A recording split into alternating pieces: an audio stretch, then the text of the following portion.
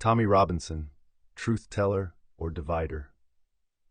On June 1, 2026, Vikram Digwa was sentenced to life in prison with a minimum term of 21 years for the December stabbing murder of 18-year-old university student Henry Nowak in Southampton.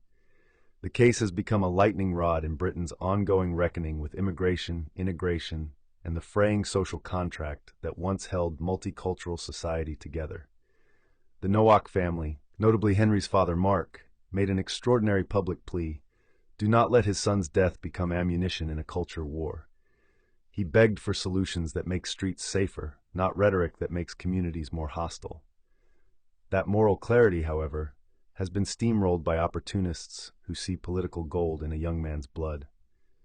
Nigel Farage, leader of the anti-immigration Reform UK party, immediately weaponized the case. He accused police of practicing two-tier policing, a loaded phrase suggesting authorities go soft on crimes committed by minorities while cracking down hard on white Britons.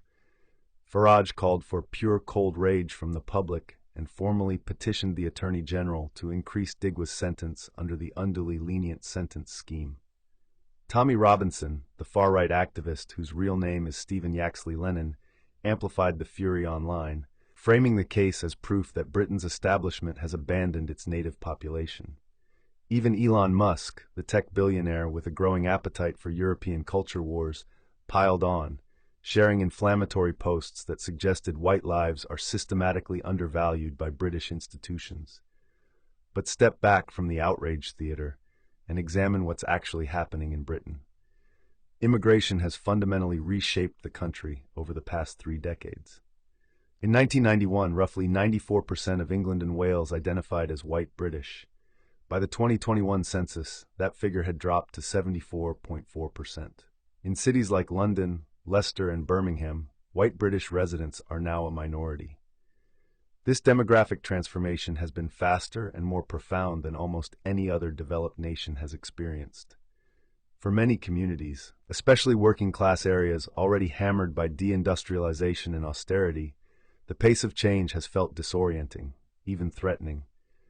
When local schools suddenly need translators for a dozen languages, when familiar high streets are unrecognizable, when competition for housing and services intensifies, the social fabric strains. That strain is real, and dismissing it as mere bigotry is lazy thinking. Research from Oxford University's Migration Observatory shows that areas with rapid demographic change often experience lower social trust and weaker community cohesion in the short term. A 2024 British Social Attitudes survey found that 52% of Britons believe immigration levels are too high, up from 39% in 2020. These aren't fringe views. They're mainstream anxiety. The tragedy is that instead of political leaders addressing these concerns with honesty and nuance, offering genuine integration policies, investment in left-behind communities, and frank conversations about cultural change, we get 2 equally useless extremes. On one side, progressive politicians dismiss any immigration concern as racism. On the other, figures like Farage and Robinson exploit that dismissal, turning every crime involving a migrant into a referendum on multiculturalism itself. The Nowak case is textbook exploitation. A young man is dead. His killer, regardless of background, received a life sentence. The family wants healing and systemic change to reduce knife crime, which has spiked 80% in England and Wales since 2014 and affects all communities. But instead of policy debate on youth services, policing strategy, or criminal justice reform, we get racial grievance. The two-tier policing narrative, while resonating with many who feel unheard, falls apart under scrutiny. Hampshire police data shows no statistical bias in sentencing for similar crimes. The Metropolitan Police faced harsh criticism for years over stop and search policies that disproportionately targeted Black and Asian youth. If anything, the pendulum has swung toward overcorrection and confusion, not systematic favoritism. Meanwhile, the human cost of this political circus is mounting. Police officers falsely identified online as being involved in the Nowak case have received credible death threats. Some have been forced into hiding with their families. Misinformation spreads faster than truth, and the mob demanding justice often can't distinguish between legitimate grievance and fabricated outrage. This is the toxic byproduct when tragedy becomes content, when a father's plea for his son's memory to inspire change is drowned out by those who profit from division. Britain stands at a crossroads. It can continue down this path, where every crime becomes tribal warfare, where communities retreat into defensive enclaves, where politicians compete to be angriest rather than most effective. Or it can choose the harder road, honest reckoning with both the failures of integration policy and the legitimate fears it has produced, coupled with zero tolerance for those who deliberately stoke hatred for clicks and votes. History offers brutal lessons about where failed integration leads, and Britain would be foolish to ignore them. The tipping point isn't some abstract future scenario. It's already visible in microcosm across British cities where parallel communities have formed, people living side by side but in completely separate worlds. Bradford, Oldham, and parts of northern England already experienced this rupture 2 decades ago. The 2001 riots that tore through those towns weren't spontaneous. They were the predictable result of white and Asian communities who shared postcodes but nothing else. No common spaces, no mixed schools, no shared civic life. The government's own 2001 Cantle report, commissioned after those riots, warned of parallel lives and community self-segregation, leading to mutual incomprehension and fear. 25 years later, we've learned almost nothing. Look to Europe for the endpoint of this trajectory. France's banlieues, suburban housing projects, became ethnic ghettos where unemployment runs 3 times the national average, where police are seen as occupying forces, where French citizenship means little when your surname marks you as perpetually foreign. The 2005 French riots lasted 3 weeks, involved 9,000 vehicles torched, and spread to 300 towns. They weren't about ideology. They were about alienation so complete that burning your own neighborhood felt like the only form of power available. In 2023, similar riots erupted after police shot a teenager in Nanterre.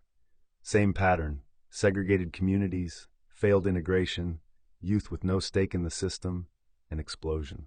Sweden, once held up as the model of successful multiculturalism, now has areas police classify as vulnerable or particularly vulnerable, where gang violence and grenade attacks have become routine. Malmö, Sweden's 3rd largest city, saw 116 bombings in 2019 alone. These aren't immigrant problems, they're integration failure problems.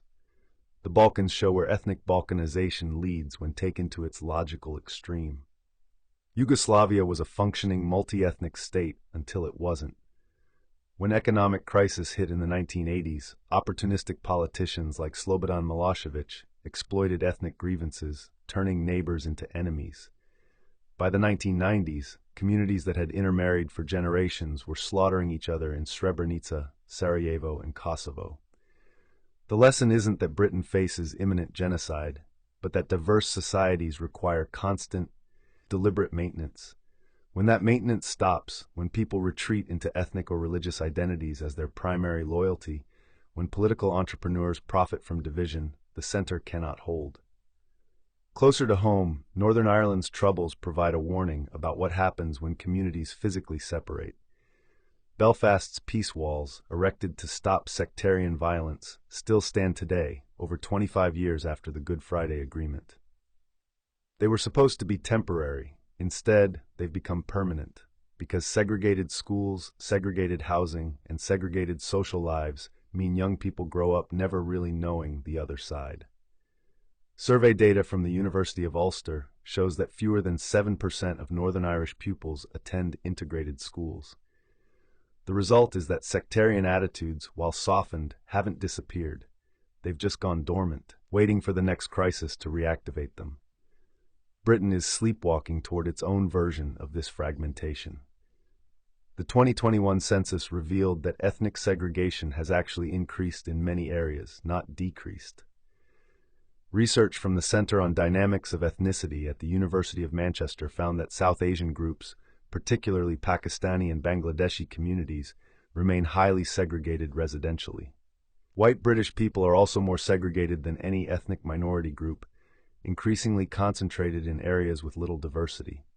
This isn't natural drift. It's the result of policy failures. No requirement for English language proficiency, no civic integration standards, inadequate investment in mixed housing, and faith schools that formalize separation from age 5 onward. The tipping point comes when enough people conclude that integration isn't just difficult, it's impossible. When white working-class communities see their high streets transformed overnight and interpret it as replacement, not change. When minority communities face such persistent discrimination that they give up on broader British identity and retreat into ethnic solidarity. When both groups stop believing they share a common future. At that point, you don't get riots every week. You get something worse, cold peace, where communities avoid confrontation by avoiding each other entirely, where social trust collapses, where the nation exists only in name. Lebanon offers this cautionary tale. Beirut was once called the Paris of the Middle East, a cosmopolitan city where Christians, Muslims, and Druze mixed freely. But underneath, no real integration occurred. When civil war erupted in 1975, the country splintered along sectarian lines that still define it today. The government can barely function because every position must be ethnically balanced, every decision a negotiation between tribal interests. Britain isn't Lebanon, but the warning signs are flashing. When Tommy Robinson can mobilize tens of thousands by claiming white British people are second-class citizens in their own country, that's a symptom. When progressive activists insist any discussion of immigration concern is racist, that's a symptom. When communities self-segregate to the point that a Pakistani teenager in Bradford and a white teenager in Cornwall have almost no shared cultural references, that's a symptom.